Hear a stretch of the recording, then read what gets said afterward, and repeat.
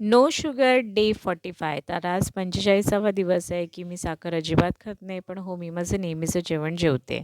तर आज मी केला होता चना सलाड, पण हा पांढऱ्या काबुली चण्याचा सलाड आहे. तर मी एक ड्रेसिंग करून घेतलेलं त्याच्यामध्ये पनीरचे जे तुकडे आहेत ते.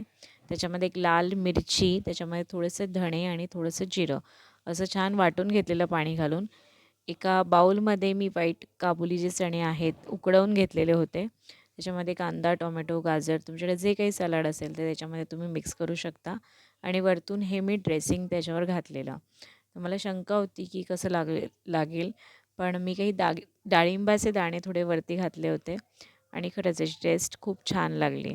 तर आजचा माझा नाश्ता होता व्हाईट चना सलाड आणि ब्लॅक कॉफी आणि खरंच खूप मस्त झालं. तुम्ही एकदा एक ट्राय करायला काय हरकत नाही. तर दुपारच्या जेवणामध्ये माझं सिंपल आज जेवण होतं, की छोटीशी भाकरी केलेली, मी डाळ घेतलेल्या आणि कुर्मा भाजी केलेली आणि बरोबर दही होतं. संध्याकाळी कॉफी घेतली विदाऊट शुगर आणि रात्री जेवण सेम होतं. भेटू उद्याच्या ब्लॉगमध्ये. बाय.